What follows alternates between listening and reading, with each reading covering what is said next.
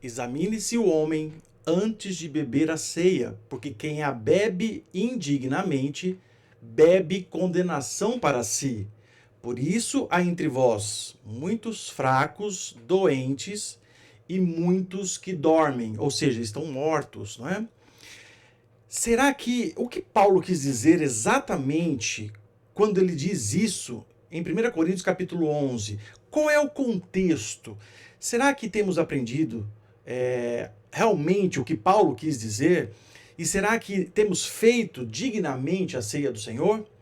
Meu nome é Luiz Fernando Cordeiro, sou teólogo, mestre, especialista pela USP. Se você gosta desse tipo de conteúdo, clica aí no sininho, faça parte aqui dos membros nossos aqui, né? Se inscreve no canal e compartilha com seus amigos, tá? A gente volta depois da vinheta.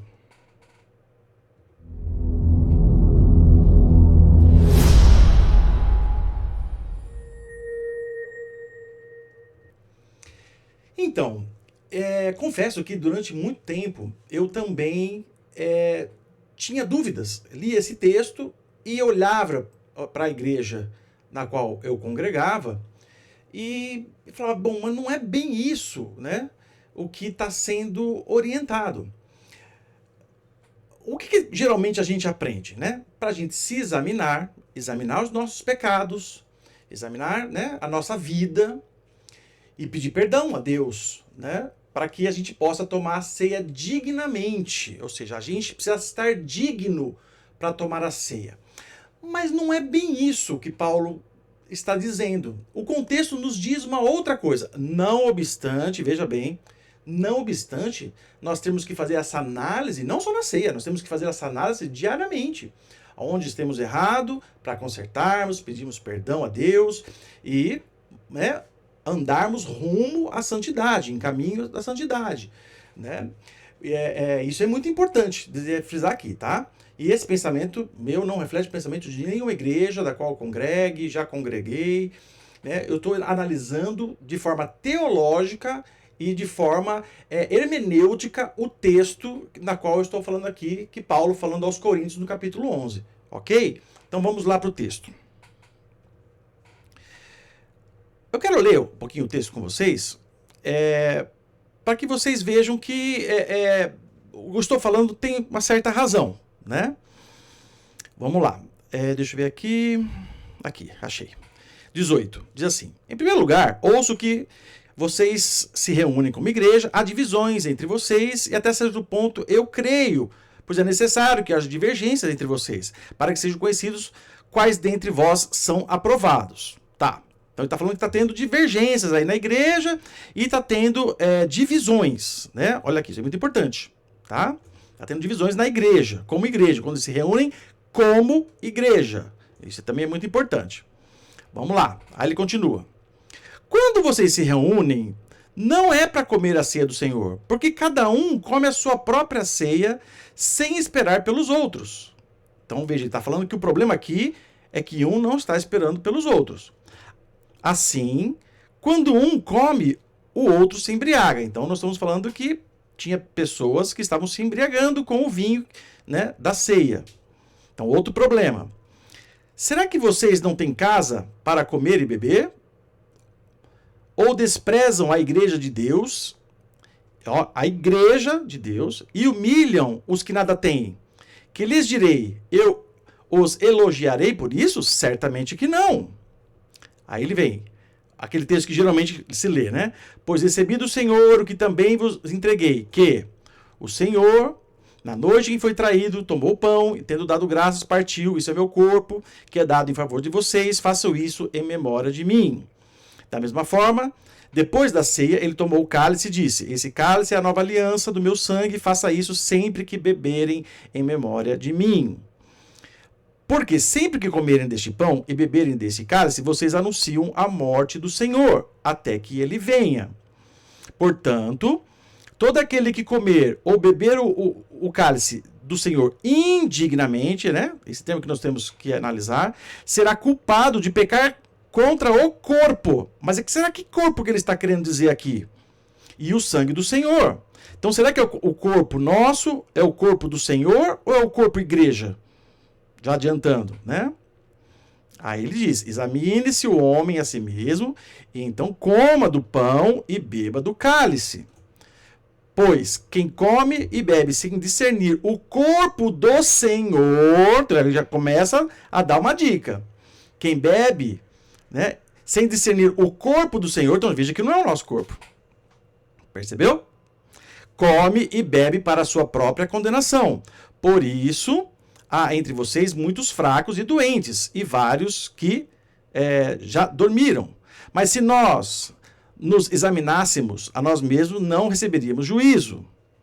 Né? E aí ele vai continuando. Né? Então, eu fiz aqui um arrazoado que eu quero trabalhar com vocês. Primeira coisa, era um problema real em Corinto. Nós não estamos falando aqui de uma pregação, de algo hipotético, de algo imaginário, né? Não, era algo que estava ocorrendo. Era fato, era algo real que estava acontecendo e Paulo escreveu à igreja de Corinto para tratar de um problema específico, real que estava acontecendo. Então, olha lá, eu falo assim, a ceia ali aconteceu no contexto de uma refeição comunitária. Por quê? Né? Aqui eu quero fazer alguns comentários também. É o seguinte, quando Jesus faz a Santa Ceia, aquela ceia lá é a ceia da Páscoa. Eu já fiz um vídeo aqui gravando aqui para vocês.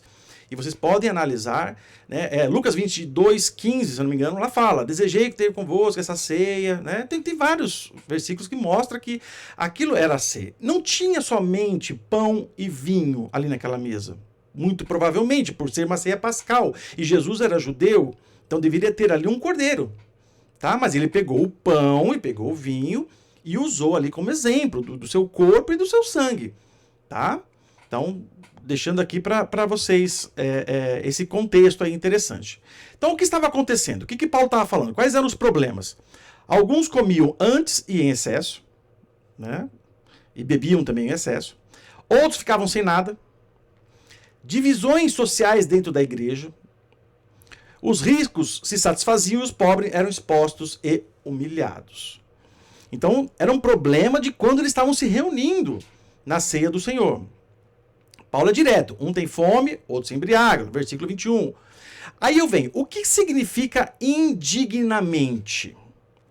Quando Paulo diz, quem comer o pão ou beber o cálice do Senhor, sem discernir, bebe indignamente.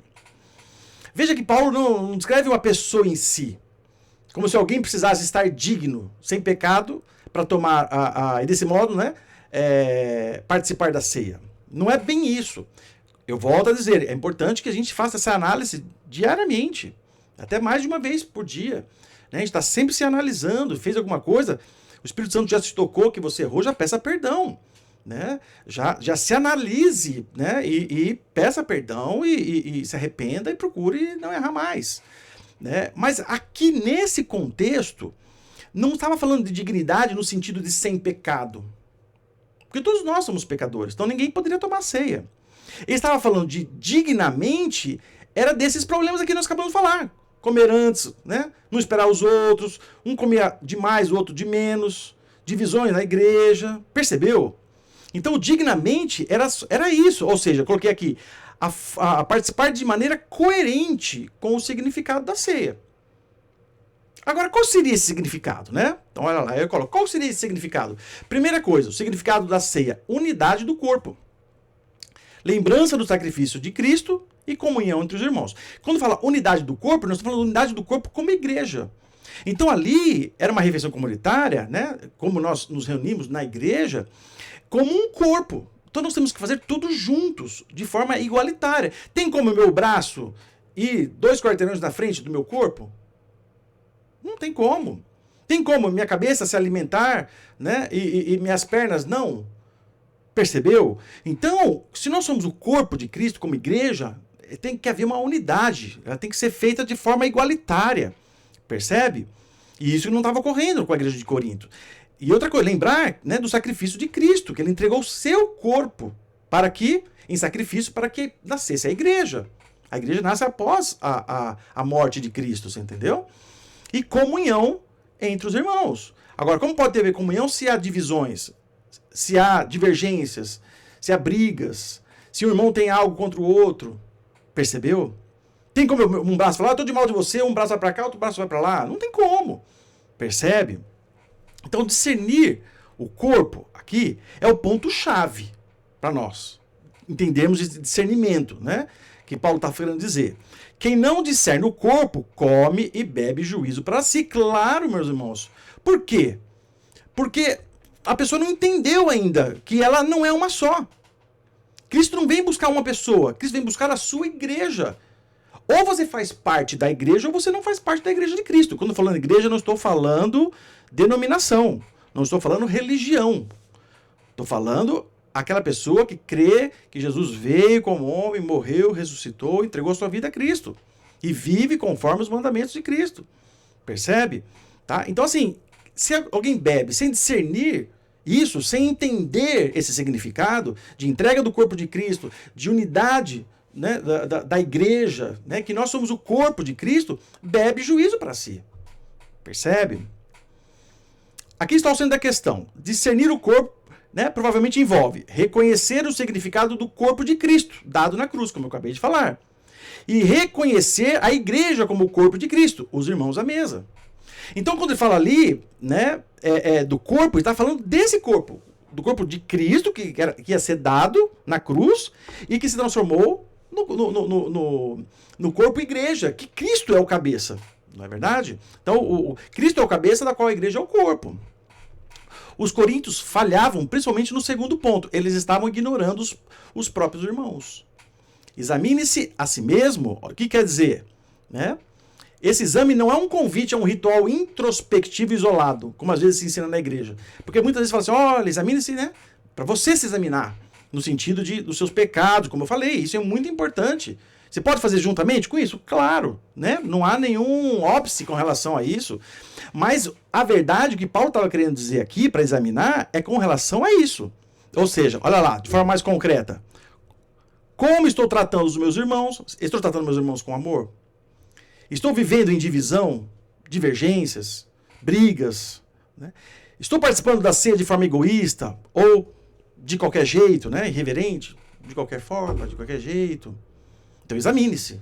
Examine-se, porque isso não é... Né? Você está numa ceia onde Deus, né, encarnado em Jesus Cristo, entregou o seu corpo, morreu, padeceu, né? Para que possamos ser igreja de Cristo hoje. Então, o exame é relacional e comunitário, não apenas psicológico ou individual, tá? E quanto à ideia de pedir perdão antes da ceia, antes de ceiar? Isso, como eu falei, isso não é errado, né? É sempre apropriado na vida cristã, mas não é isso que Paulo, você pode até fazer, eu faço, mas também analiso de forma coletiva, né? Na verdade, eu acho que esse estudo é mais para você ter a ideia do coletivo, porque do individual, eu acho que a maioria prega. Os pastores, a igreja, para a gente se autoanalisar, né? Mas acho que para você também agora ampliar um pouco a ideia de que essa análise não é só em si, mas ela é uma análise coletiva do corpo, percebeu? E aqui, né, um ponto para ser nesse contexto. Paulo não está ensinando diretamente um ritual de confissão pessoal pré-ceia. Não é bem isso que ele estava falando. O foco dele é corrigir um comportamento coletivo grave, né? Quando a ceia vira algo individualista, eu e Deus apenas, né, perde-se exatamente o ponto que Paulo está corrigindo. Porque se for algo, você não precisa participar da ceia para pedir perdão para Deus. Percebe? Mas é na ceia que você precisa entender e ter a importância da coletividade com seus irmãos como igreja. E as consequências? Fraqueza, doença, morte. Há entre vós muitos fracos e doentes, né, e muitos, né, que já morreram. Paulo entende isso como disciplina de Deus, não como regra automática de alguém ter pecado e não pedido perdão antes de tomar a Santa Ceia. Né? Então não é o fato de você não ter pedido perdão, né, pelos seus pecados antes de tomar a Santa Ceia que isso vai vir automaticamente, né, doenças, fraqueza e morte. Não é bem isso. Ele está querendo dizer o seguinte, é como uma disciplina de Deus, mas porque Deus é zeloso com a sua igreja, Jesus é zeloso com a sua igreja. Amém? Então, para terminar em síntese, né, o contexto é comportamental e comunitário. Não obstante, né, eu acho que é importante a gente fazer uma autoanálise também, mas você tem que analisar como um corpo, né? Naquele momento que você vê alguém, um irmão que está necessitado, naquele momento que você alguém que você tem alguma divergência, ir lá se consertar, né? né, de forma coletiva, né? E o indignamente, modo inadequado de participar, não da pessoa sem pecado, né? Então, o indignamente que Paulo estava querendo dizer ali, naquele caso em si, era realmente a pessoa está participando de modo errado, né? Sem o pensamento coletivo, sem ordem, né? Tudo tem que ser feito. Se você pegar no capítulo 14, lá, Paulo fala muito sobre a ordem na igreja. Depois leia 1 Coríntios capítulo 14, muito importante. O foco de Paulo é a unidade, respeito e discernimento do corpo do próprio Cristo, dado por nós, e da igreja como o corpo de Cristo, na qual ele é o cabeça. Amém, meus irmãos? Então, espero ter ajudado um pouquinho, ampliado um pouquinho aí essa visão de não só uma autoanálise, mas uma análise coletiva, né, da qual nós somos aí pequenas células, né, de um todo, né, de um corpo, vamos colocar assim, dentro da igreja, e a gente pensar de forma mais coletiva, de pensar, né, não olhar só pra gente nesse momento da ceia, mas olhar também de forma coletiva com os nossos irmãos. Amém? Se você gosta desse vídeo, gostou desse vídeo, dê o like, se inscreva no canal e compartilhe com os amigos. Amém? Até os próximos vídeos, se Deus quiser.